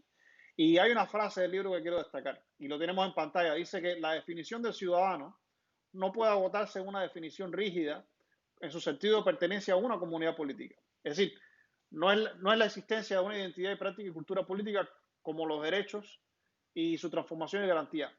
Es decir, la definición de un ciudadano también es un proceso social y no es solamente un proceso meramente jurídico. Es decir, no es solo que tú vivas en un país determinado geográficamente, no es solo de que jurídicamente te reconozcan como cubano, es también la práctica social tuya que tienes en ese país ese ejercicio de tus derechos también, también es una garantía de ciudadanía y también te define a ti como un ciudadano y creo que eso hay que destacarlo. Entonces, mandarle un saludo a mi amigo René Fidel, creo que lo vamos a tener en el programa. Pronto hemos estado en conversaciones con él para que esté en el programa más adelante. Yo quiero hacer un comentario más y tiene que ver con en la actualidad, es decir, quiero hablar un poquito más. Hemos hablado del legado historiográfico de este tema, pero yo quiero hablar, porque el 10 de abril del 2019 nació una nueva constitución en Cuba, una nueva constitución de la República de Cuba, que declara que en Cuba hay un Estado de Derecho Socialista. Y yo tengo muchas opiniones sobre ese Estado de Derecho Socialista solo un año después. En un año hemos visto que el Estado de Derecho Socialista está refrendado en la Constitución, pero es más fácil ponerlo en la Constitución que aplicarlo realmente. El Estado de Derecho en Cuba se ha aplicado muy discrecionalmente y eso afecta a la República. No solo afecta a la República, también afecta a la credibilidad del propio gobierno que hace una Constitución y después le permite a otros sectores o a otras instituciones que pisoteen el Estado de Derecho por intenciones políticas, por las razones que sean. Entonces, es muy difícil argumentar sobre el republicanismo Cuba actual. Es muy difícil hablar en Cuba, por ejemplo, sobre los derechos del ciudadano. Yo escribí una vez en La Joven Cuba hace unos años de que los cubanos conocen más los derechos del consumidor que los derechos del ciudadano. Es decir, tú entras a una tienda en Cuba y vas a ver una tablilla con los derechos del consumidor y sin embargo le preguntas a un cubano cuáles son los derechos del ciudadano y lo más posible es que el cubano promedio no te sepa nombrar muchos de los derechos ciudadanos que tiene. Entonces, eso es un problema. Arturo.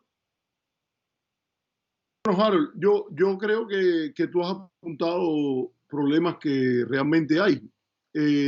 Yo quería volver un poco al tema que antes apuntaba, que se me quedó ahí en el tintero. Y quiero decirte que un elemento importante ahí es también, tú lo mencionabas, tú me hacías la referencia a las relaciones asimétricas. Yo creo que sin un enfoque de relaciones asimétricas es muy difícil entender los méritos y a lo mejor, mira, yo creo que hay cosas que se podían haber hecho de una manera más óptima por los constituyentistas, pero el juicio a los constituyentistas y a lo que produce los estadistas cubanos, que eran, usando una frase que usó Luis Carlos el otro día, eran estadistas sin Estado hasta el 20 de mayo de 1902. Eran estadistas sin Estado. Fíjate qué cosa más importante es poder llegar a ser estadista con Estado. Yo ahí pongo, por ejemplo, al geniazo que es Manuel Sanguilí. Ahora, una cosa importante es que ellos entendieron muy bien la dinámica que tenían en los Estados Unidos.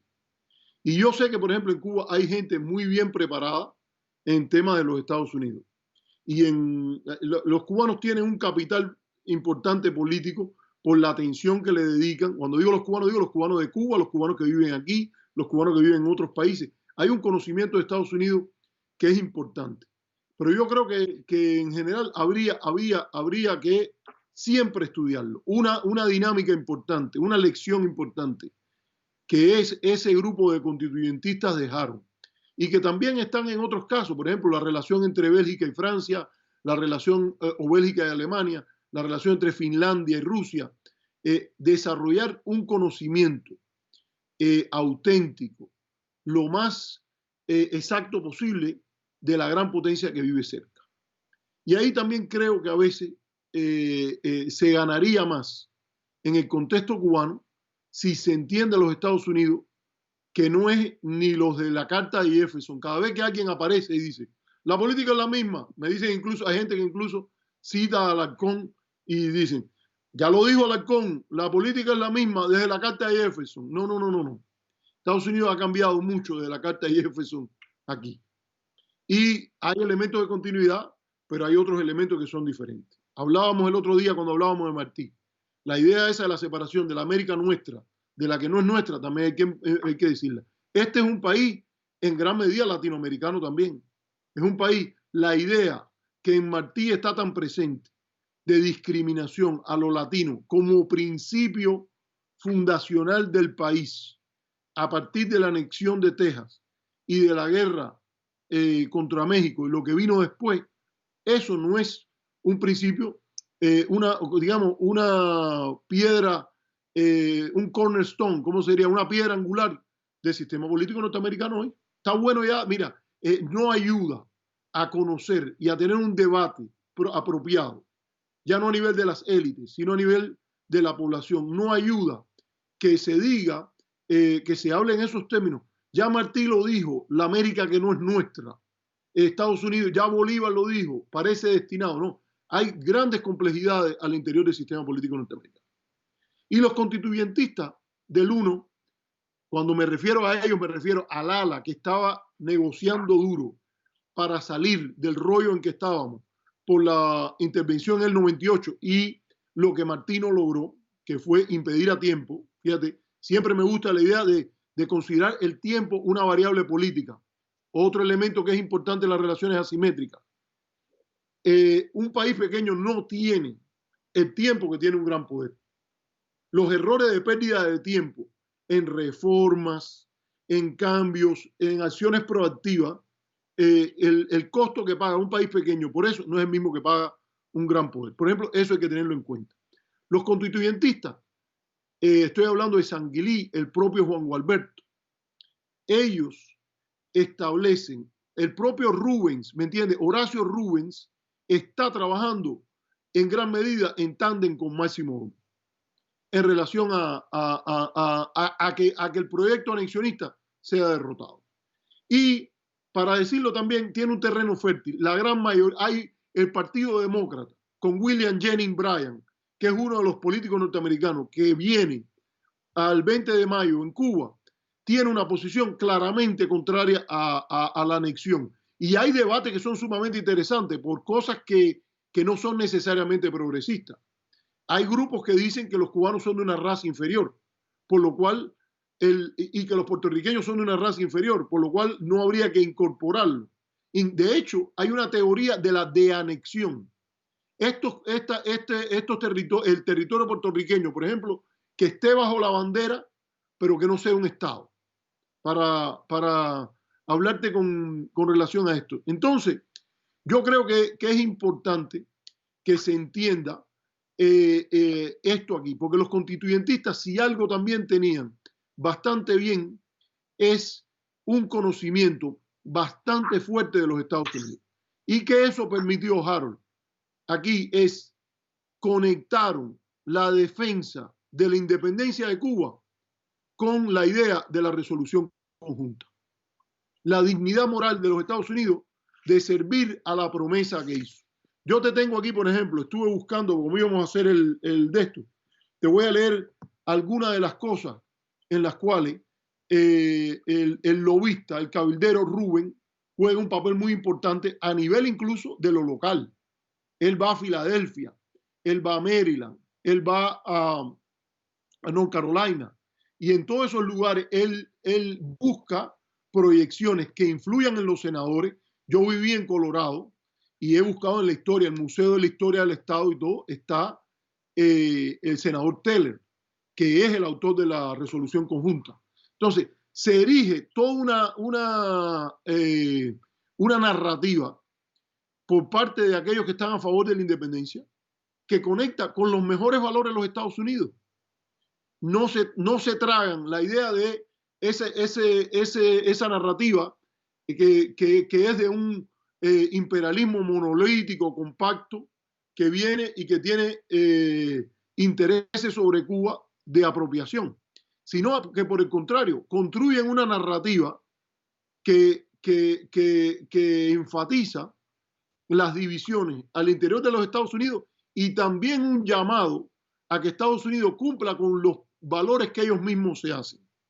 Y entonces, por ejemplo, se dice, está el Tratado de París como un lugar donde se le deniega al pueblo cubano su lugar en esta historia, y está la resolución conjunta que proclama el derecho de Cuba a ser la aspiración de Cuba y el reconocimiento de Estados Unidos a la aspiración de Cuba de ser de hecho y derecho un Estado independiente.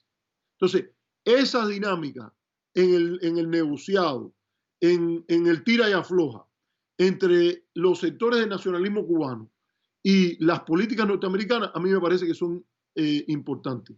Hay alguien ahí que en su comentario que dice que ninguno de nosotros sabe nada de esto. Yo me imagino que él sepa mucho más.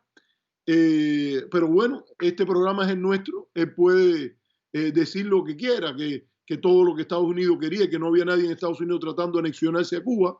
Yo no creo que eso es verdad y lo único, basta leer la correspondencia de Leonard Wood.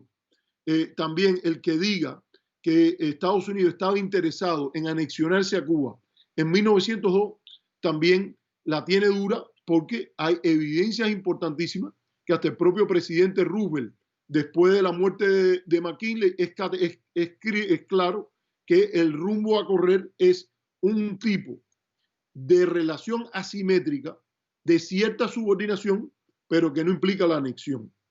La carta de Jefferson, la invocación de la carta de Jefferson no es, por decirlo de alguna manera, pertinente al entender las diferencias entre hegemonía, dominación,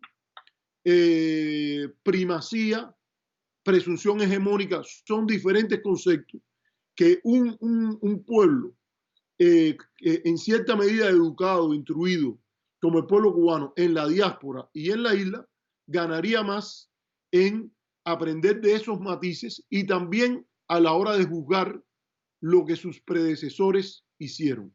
A mí me parece que hay mucho que admirar entre incluso aquellos que aceptaron la enmienda como el mal menor.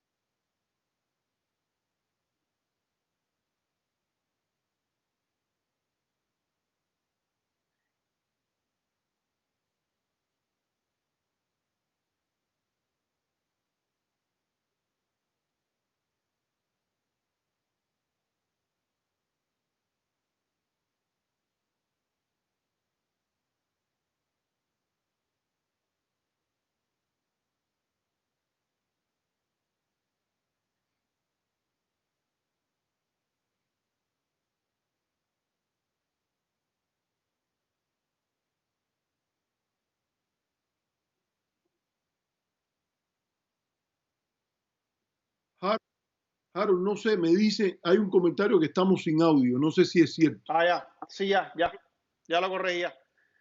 Voy a repetir mi comentario rápido. A ver, en primer lugar, la idea esa de que Estados Unidos quería anexar a Cuba al territorio de Estados Unidos es absurda. ¿Por qué? Esto coincide con la etapa histórica en la que Estados Unidos ya no le interesa ya tener expandirse internacionalmente. Ya se está acabando el periodo de expansión de Estados Unidos en el mundo. De hecho, el mapa que hacía 20 años tenía Estados Unidos, donde incluía todas las islas y todos los territorios insulares en el mundo, cambia por completo y solo se quedan con el mapa continental, que es el mapa que conocemos hoy. Cuando hablamos de Estados Unidos, se pone el mapa continental nada más. Bueno, hasta ese momento ellos incluían todas las islas. Bueno, quitan todas esas islas y quitan todos los demás territorios que ellos tenían bajo su control porque no les interesa tener más, anexar más gente o unir más gente a la Unión. Lo que quieren es relaciones asimétricas como las que están logrando ya con países como Cuba.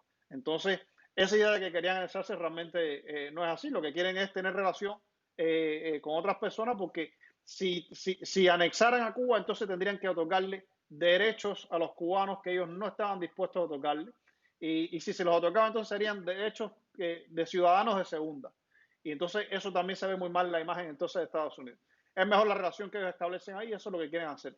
Lo segundo que quería mencionar es el tema de la generalización.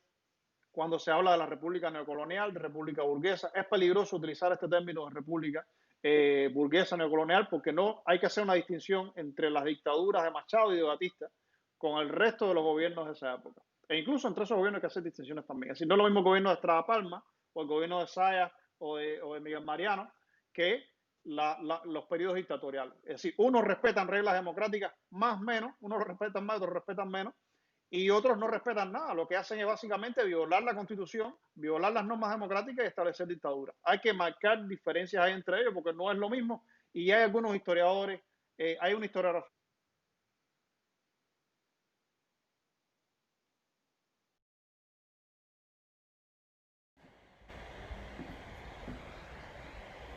Harold, al final se te soltó el audio, te desapareció.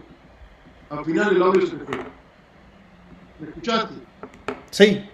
¿Me escucha? Sí, sí, te escucho, te escucho. Ahora sí. Pero el audio se te había ido. ¿Tú me escuchas a mí, no? Sí, te escucho bien. Bueno, mira, yo creo que hay que ir cerrando un poco ya. Yo creo que los comentarios que tú has apuntado son, sin lugar a dudas, a mi opinión, acertados. Tú dices eso en relación a Cuba o a las visiones que hay, podríamos decirlo, en las figuras que tienen más cercana una visión radical desde la izquierda. En cierta forma yo creo que tú tienes razón.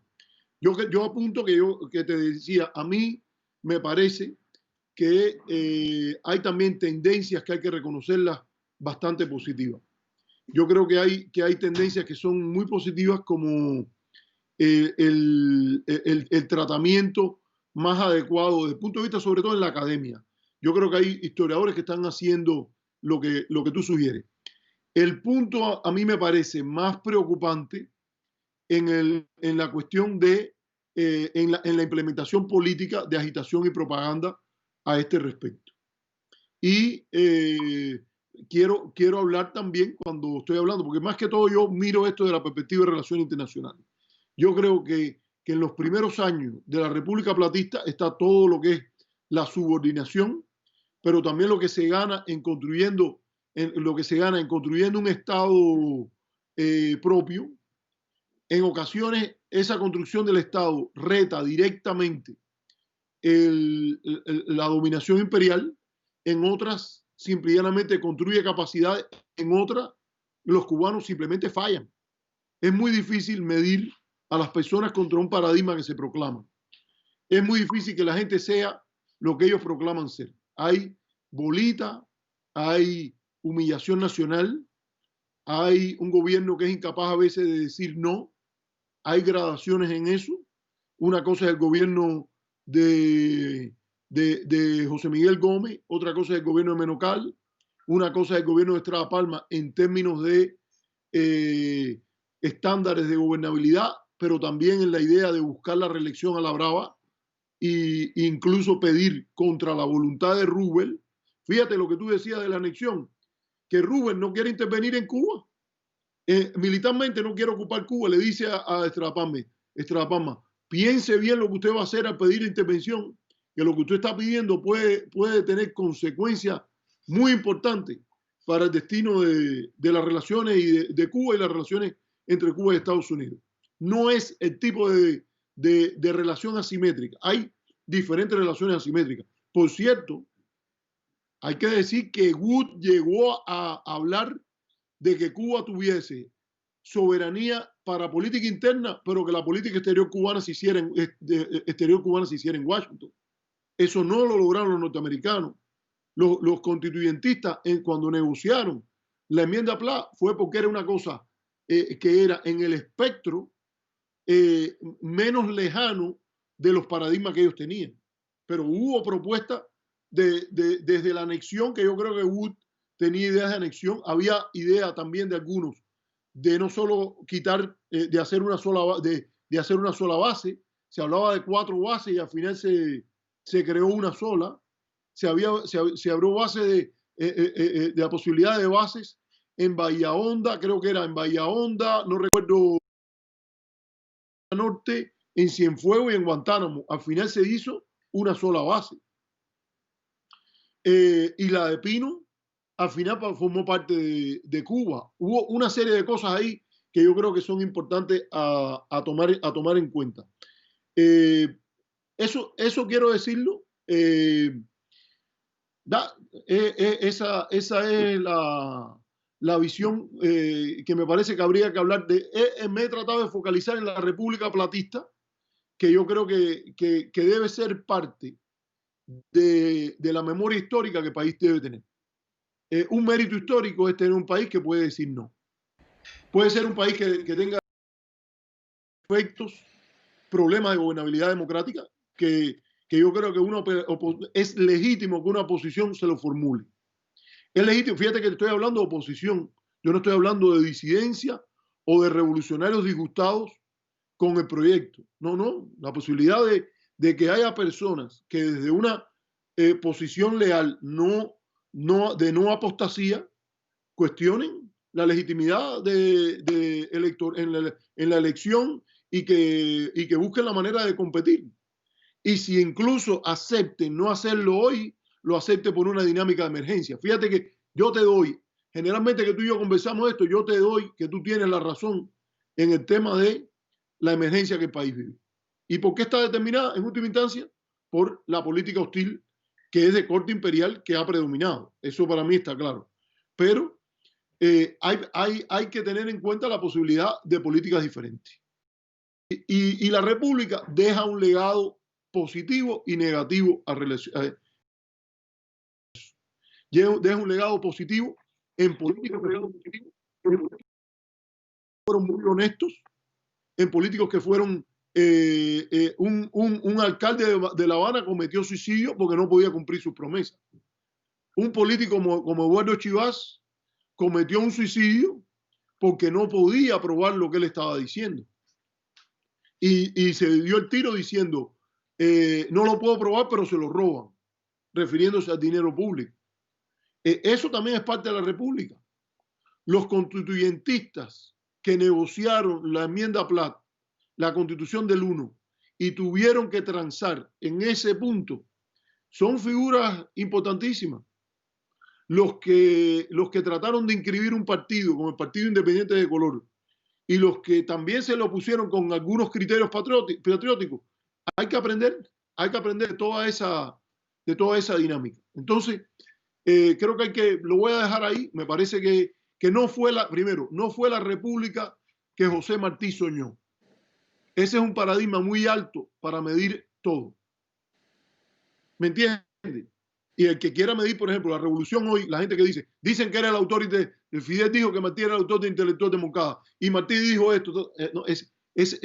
Los estados son mucho más complejos que lo que los fundadores, las figuras señeras que trazan camino se plantean. ¿Eso implica cuestionarse el paradigma? No. Eso implica cuestionarse las formas de implementación del paradigma y también tener claro que los gobiernos no son para gobernar ángeles, son para gobernar personas. Y entonces esas dinámicas yo creo que es importante traerlas al análisis. No sé, ahí lo dejo. Sí, Arturo, yo creo que es hora ya de terminar. ¿Me escuchas? Sí, yo creo que es hora de terminar el programa. Vamos a dar por cerrado el programa.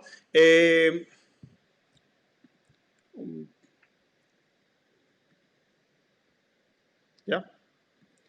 Yo creo que es hora de terminar el programa ya, Arturo.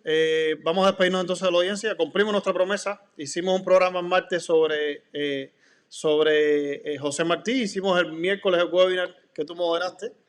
Y luego hicimos hicimos el webinar el miércoles y ahora hicimos el programa sobre el 20 de mayo. Entonces, vamos a despedir a la audiencia. Nos vemos el próximo martes. Va a estar Luis Carlos Batista con nosotros aquí y esperamos que nos acompañe en nuestra América. Chao.